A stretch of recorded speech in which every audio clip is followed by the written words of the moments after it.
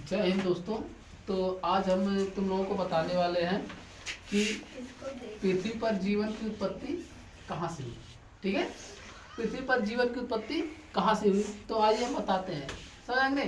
कुछ वैज्ञानिकों का कहना है कि पृथ्वी का जो उत्पत्ति हुआ एक कोशिका से हुआ और एक कोशिका से हुआ, लेकिन वो कहाँ से हुआ, मतलब एक कोशिका उत्पन्न कहाँ से हुआ।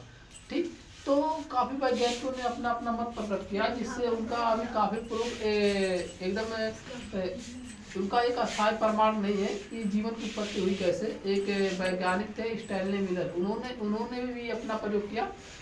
उन्होंने क्या लिया, एक फ्लास्क लिया। फ्लास्क में उन्होंने मेथेन, जल, कार्बन डाइऑक्साइड और हाइड्रोजन ऑक्सीजन के ऐसे कुछ गैस लिए उसमें, और उसमें प्रयोग किया। तो उनको एक कोशिका दिखाई दिया। ठीक, उनको एक कोशिका दिखाई दिया, तो इससे उनको प्रमाण मिला कि लमसम कि जो जीव का निर्माण हुआ है कि लमसम एक कोशिका से हुआ है। लेकिन कुछ वैज्ञानिक और है, जिनमें से एक वैज्ञानिक है जिनका नाम है वान हेल्टमान। इन्होंने अपना 1626 से 1697 ईस्वी में अपना प्रयोग किया था। इन्होंने क्या था, बहुत ही इंपॉर्टेंट प्रयोग किया था। इन्होंने क्या किया, एक बार धूप से आए गर्मी, एक बार गर्मी में धूप से आए एकदम से कंप्लीट रूप से, और पूरा गर्मी से भीगे हुए थे। इन्होंने क्या किया, एक कपड़ा, सूती का कपड़ा लिया। सूती का कपड़ा लेने के बाद इन्होंने क्या किया, सूती का कपड़ा लेने के बाद इन्होंने पूरे बॉडी को पोंछा।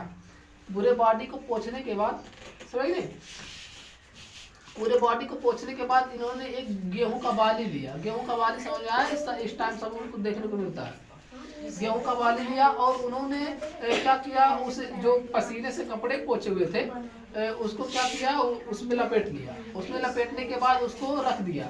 उसके बाद उन्होंने उसको जब तक नहीं छुआ, लमसम 21 दिन तक, 21 दिन तक उन्होंने उसको छुआ नहीं।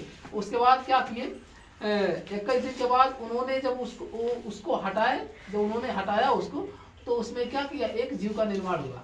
उसमें क्या हुआ, एक जीव का निर्माण हुआ। तो मतलब इससे वो कल्पना किए कि जीव का निर्माण ऐसे ही हुआ होगा कि इस पृथ्वी पे जल रहे होंगे और उसमें क्या हुआ, रिएक्शन हुआ होगा, जिससे एक जीव का निर्माण हुआ होगा।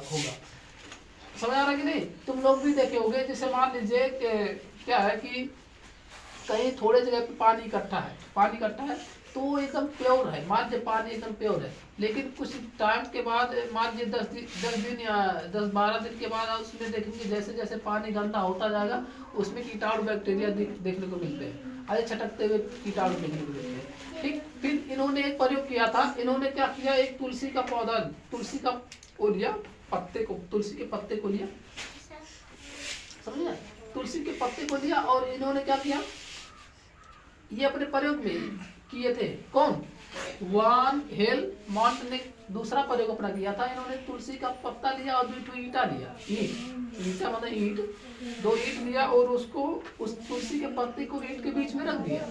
ईंट के बीच में रखने के बाद वो ईंट के बीच में रखा कहाँ, धूप में, जहाँ धूप एकदम बढ़िया लग रहा था। 2 ईंटा लिया और उसके बीच में उसको दबा के रख दिया। उसके बाद इन्होंने देखा वहां से क्या बन गया, एक बिच्छू का निर्माण हुआ। इसका निर्माण हुआ बिच्छू का।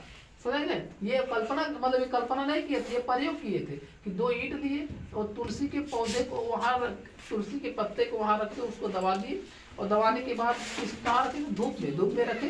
तो उन्होंने, उनका जो रिजल्ट निकला वहाँ धूप पे दबाने से वहां क्या निकला, एक बिच्छू का निर्माण हुआ।